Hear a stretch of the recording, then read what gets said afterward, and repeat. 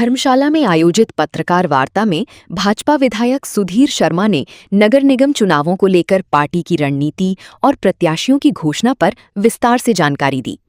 उन्होंने बताया कि भाजपा ने देर शाम अपने उम्मीदवारों की सूची जारी कर दी है और अधिकांश प्रत्याशी युवा, शिक्षित तथा नए चेहरे हैं, जिन्हें जनता के बीच उनके व्यवहार और काम करने के जज्बे के आधार पर मौका दिया गया है।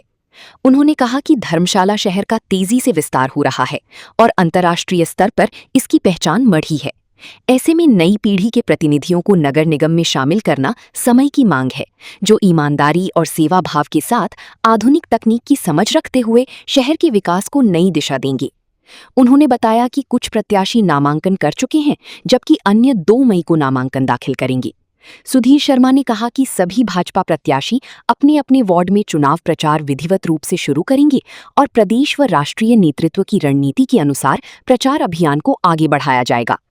कांग्रेस पर निशाना साधते हुए उन्होंने देवेंद्र जग्गी पर धर्मशाला के साथ भेदभाव का आरोप लगाया, जबकि उन्होंने खुद को शहर के प्रति समर्पित बताया। उन्होंने नरेंद्र मोदी के सबका साथ सबका विकास मंत्र का उल्लेख करते हुए कहा कि भाजपा सभी को साथ लेकर चलने में विश्वास रखती है। विधायक ने नगर निगम में विकास कार्यों की गुणवत्ता पर भी सवाल उठाए। उन्होंने आरोप लगाया कि कुछ ठेकेदारों द्वारा जनता के पैसे का दुरुपयोग किया जा रहा है और शहर की आधारभूत ढांचे के अनुरूप काम नहीं हो रहा।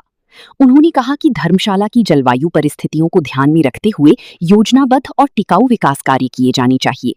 मुख्यमंत्री सुखविंदर सिंह सुक्खू पर तंज कसते हुए उन्होंने कहा कि प्रदेश में घोषित बदलाव धरातल पर नजर नहीं आ रहा है। आज की वार्ता में आप सबका स्वागत है।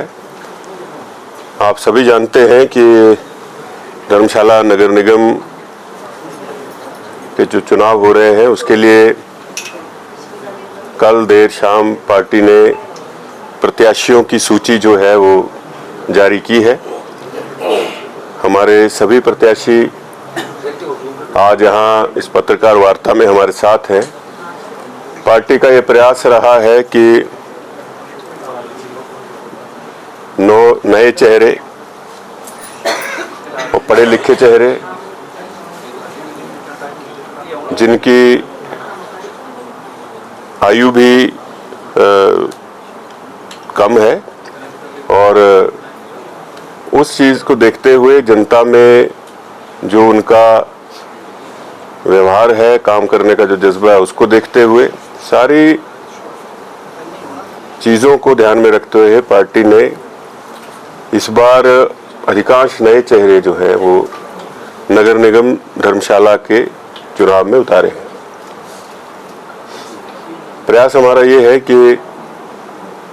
जिस प्रकार से धर्मशाला शहर का विस्तार हो रहा है,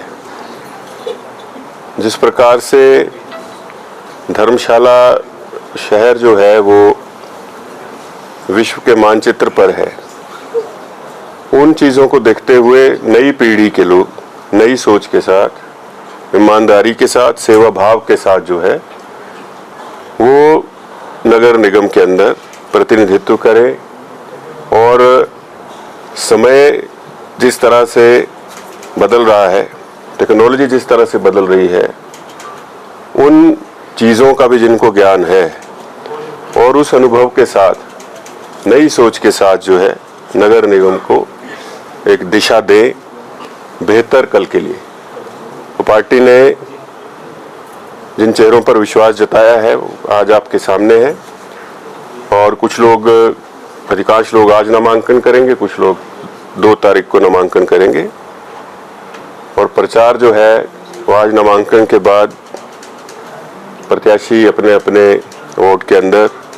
विधिवत रूप से शुरू करेंगे। भारतीय जनता पार्टी का जो शीर्ष नेतृत्व है प्रदेश का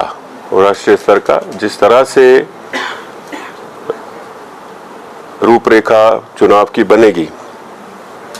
उसके अनुसार सभी प्रत्याशी और हम सब लोग भी इस चुनाव के प्रचार में उतरेंगे और जो